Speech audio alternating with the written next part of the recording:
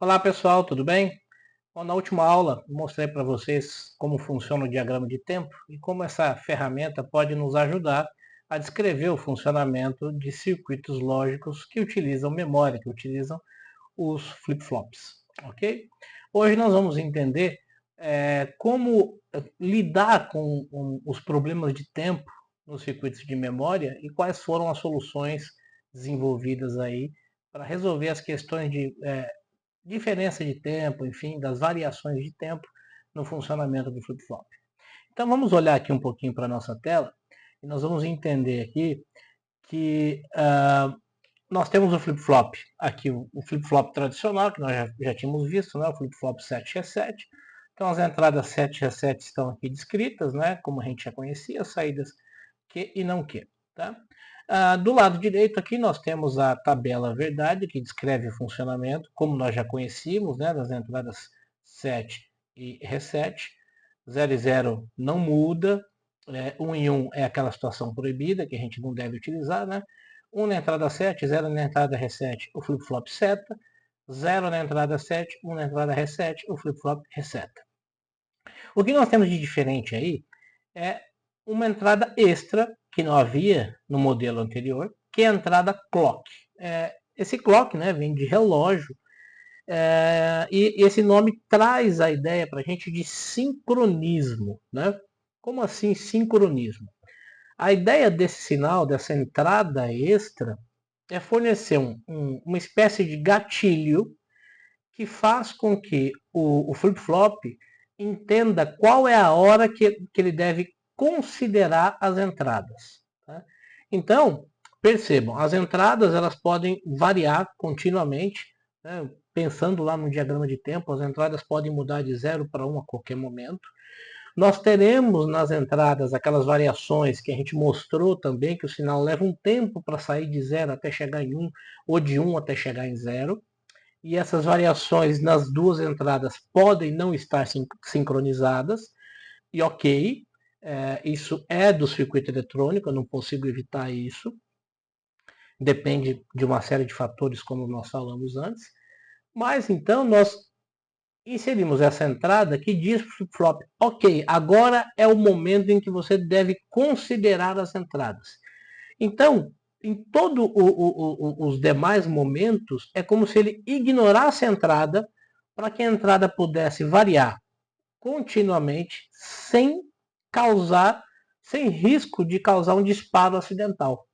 Ou que o flip-flop entrasse num funcionamento que não deveria, por exemplo, passar pelo nível 1 e 1, que é o estado proibido, indesejadamente. Tá? Simplesmente porque o circuito passou por uma variação num momento, né, que não deveria.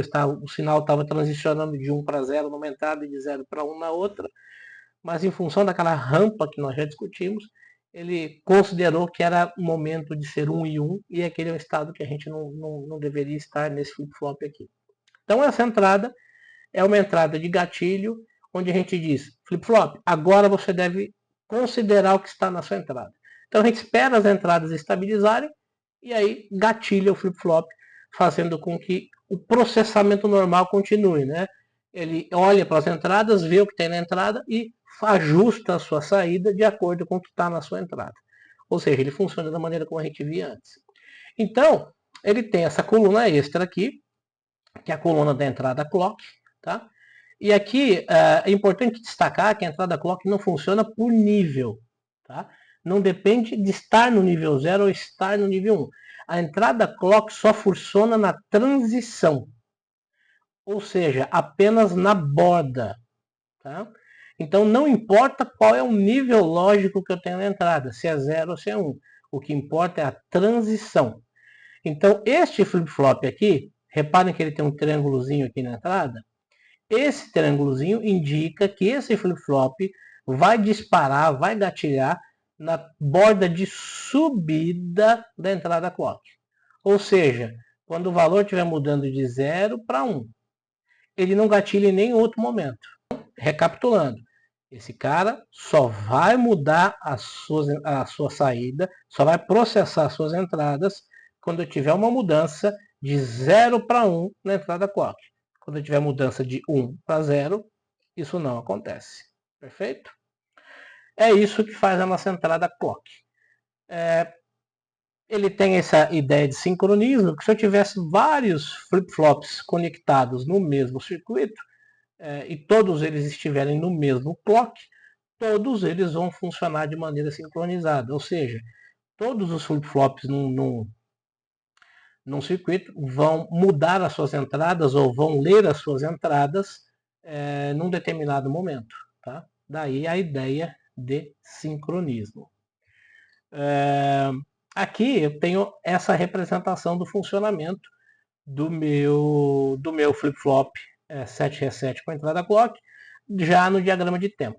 Então percebam o seguinte, nós estamos falando de um flip-flop disparado na borda de subida. Então, como é o flip-flop aqui da figura anterior, como é esse cara aqui, e ele é disparado na borda de subida, então quando eu volto no meu diagrama de tempo aqui, ó, percebam que eu só tenho as linhas tracejadas sincronizando as minhas variáveis só na borda de subida, porque na borda de descida não acontece nada.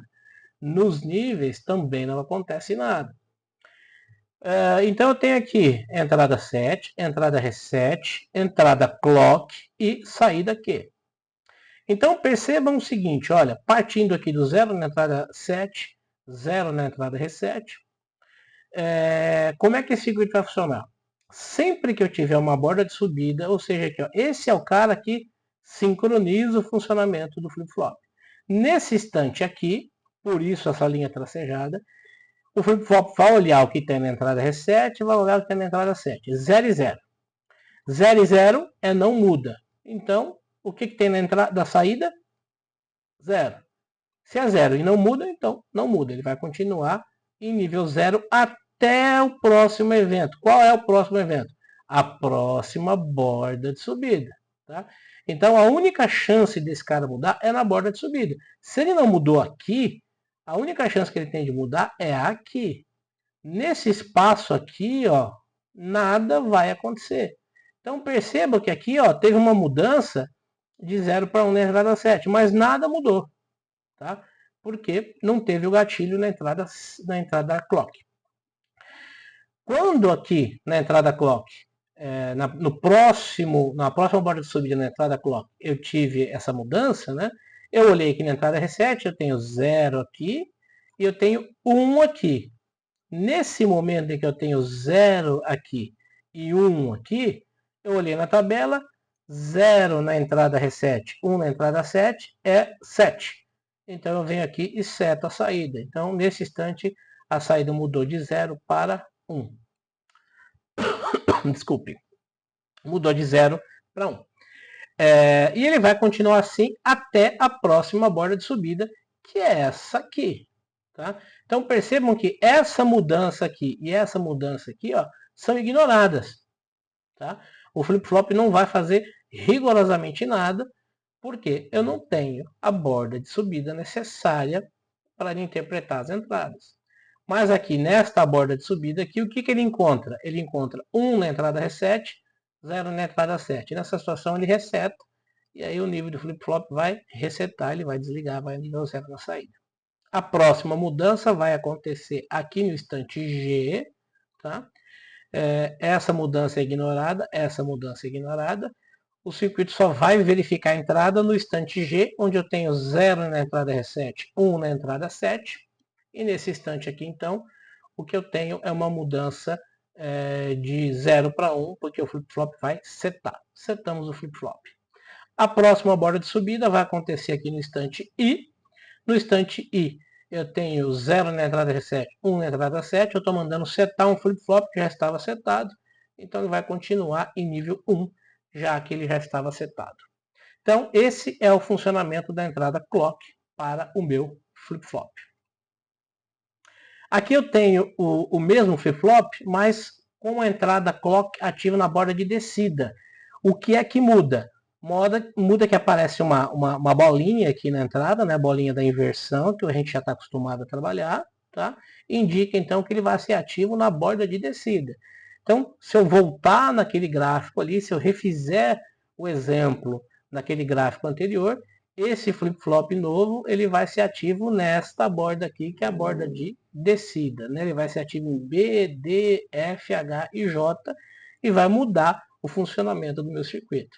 Essa tabela verdade aqui reflete isso que a gente está mostrando para vocês. Sugiro que vocês tentem refazer para entender ou descrever o funcionamento da entrada clock. Tá? Bom, e como é que funciona o detetor de borda? Né? Essa é uma informação bem interessante. O circuito, como é que é dentro do flip-flop. Então a gente já tinha esse circuito aqui, o LET a gente já tinha, né? A gente já discutiu esse circuito aqui, tá? Nas aulas anteriores. O que a gente faz então é acrescentar portas não E para ser um direcionador de pulso. Tá? Então o que eu tenho é um detector de borda, que é o circuito que nós vamos discutir ainda, que quando eu tenho uma borda na entrada, ele me dá um nível 1 na saída aqui. Né? Então, tenho borda, ele me dá um nível 1 na saída. Se eu não tiver borda, ele me dá 0. Qualquer coisa que eu faça aqui com uma porta E, né? Se eu fizer E com uma operação E com 0, vai me dar 0 resultado.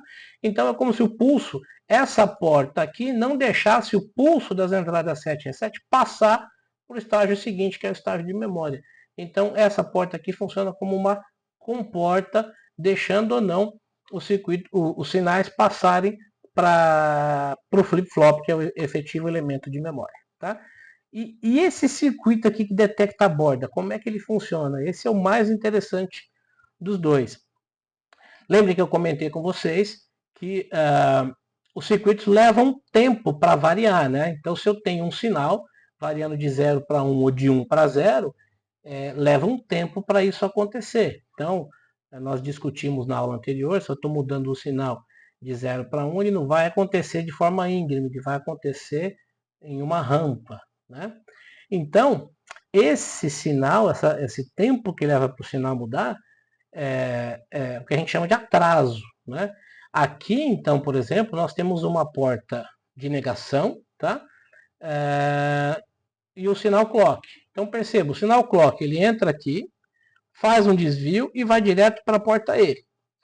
E também entra na porta de negação. Então, quando eu tenho 0 aqui, na entrada clock, vai 0 direto para a porta E, que passa aqui pela negação, vai virar 1. Então, eu tenho não clock aqui na outra entrada da porta E. Então, eu tenho sempre na porta E o sinal e o sinal negado. Tá? Se eu tiver 1 na entrada clock, então eu tenho 1 que vai chegar direto aqui, negado vai dar 0. Então, é sempre invertido. Exceto pelo fato de que quando eu mudo o sinal clock, ele muda instantaneamente nessa entrada aqui. Mas para ele mudar aqui nesta entrada, leva um tempo que depende do atraso que ele tem dentro dessa negação. Esse tempo que essa porta de negação atrasa é o suficiente para a gente detectar a borda. E isso aparece representado nesse diagrama de tempo aqui. Então percebam, aqui nessa primeira linha, a gente tem a entrada clock, que vai mudar de 0 para 1. Mudou de 0 para 1, só que muda de 0 para 1 na entrada, mas até essa mudança aparecer na saída, leva uns milissegundos, nanosegundos, é pouco tempo, mas leva tempo. Esse tempo que demora para mudar é exatamente o tempo em que os dois sinais ficam no mesmo nível. Então eu tenho o mesmo valor aqui, 1 e 1. E aí eu tenho 1 na saída aqui. Isso gera um pulso bem curtinho, que é exatamente o pulso que a gente precisa no circuito anterior para deixar o sinal das entradas do flip-flops passar adiante. Esse circuito que controla ali as comportas que deixa passar o sinal só funciona por esse período de tempo a cada vez que tem uma borda. No caso, borda de subida ou borda de descida. Tá? Se for uma borda de descida, esse circuito todo aparece na forma negada, ele é complementar. Então, esse período de tempo aqui é o período que o flip-flop efetivamente olha para as entradas, é o tempo que ele gatilha as entradas. Então, as entradas só podem mudar nesse período de tempo aqui, que é bem pequenininho, bem curtinho. E é por isso que a gente não tem falhas de entrada por entradas variando quando a gente tem a entrada clock. Ok? Até a próxima aula.